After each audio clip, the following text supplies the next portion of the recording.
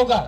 हम लोग देखते हैं कि हमारे यहाँ पे यहाँ का जो सांसद है, जो दिमाग से थोड़ा दिवालिया हो गया और अपने दिमाग से बीजेपी के लोग बैठे हो, आपको दुख पहुंचेगा, लेकिन कहना इसलिए पड़ेगा कि ये आदमी जो है सांसद है वो हमारे आदिवासियों को खत्म करने के लिए लगा हुआ है। इस वजह से हमको ये बोलना पड़ रहा है। और यहाँ की जो खाकी है, पुलिस वाले नाराज होंगे, लेकिन आप तो गुलाम हो, आपकी क्या बात करें, क्योंकि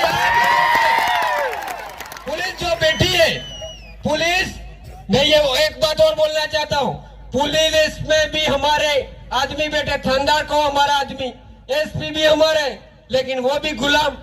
पहले तो हमारे समाज में जो अधिकारी है, जो कर्मचारी है, जो हमारे आदिवासी को नहीं समझते, उनसे लड़ना हमको पड़ रहा है। आज हम लोगों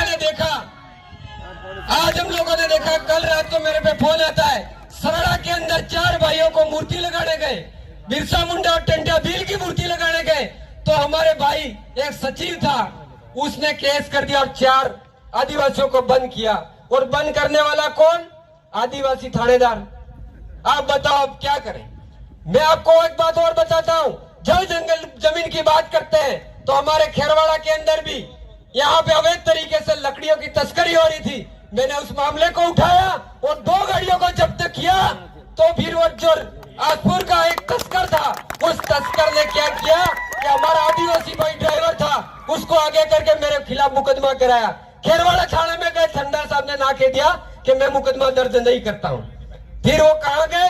कल्याणपुर में। कल्याणपुर में थानेदार कौन? आदिवासी। उसको सोचना चाहिए था कि प्रवीण गलत हो सकता है, लेकिन वो किसके लिए लड़ रहा है? उससे पहले जल जंगल जमीन की बात हुई और लकड़ियां बरामद हुई, वो उस बंदे ने नहीं सोचा। तो ऐसे अधिकारियों से, हमारे समाज के होकर भी ऐसे अधिकारियों से लड़ना हमको पड़ रहा है। इसलिए इन पुलिस वालों की लड़ाई भी हमको ही लड़नी है, ये उनका कोई लड़ने वाला नहीं है। इनके बच्चों के लिए लड़ाइयां कौन लड़ता है? हम लोग ही लड़ते हैं। इसके बाद ऐसे जो नालायक कहे जाने वाले जो भ्रष्ट अधिकारी है, उनके खिलाफ भी भले हमारे समाज के क्यों नहीं हो, उनके सामने भी हमको लड़ने के लिए तैयार होना पड़ेगा। अभी मेरा एक भाई बता रहा था शिक्षा के बारे में। हमारे बच्चों को स्कूल में आप जब एडमिशन कराने जाते हो तो उस समय लाइनें लगती है, लेकिन अभी हम लोगों ने देखा कि पोषाहार में मिलावट हो रही है कि नहीं हो रही है।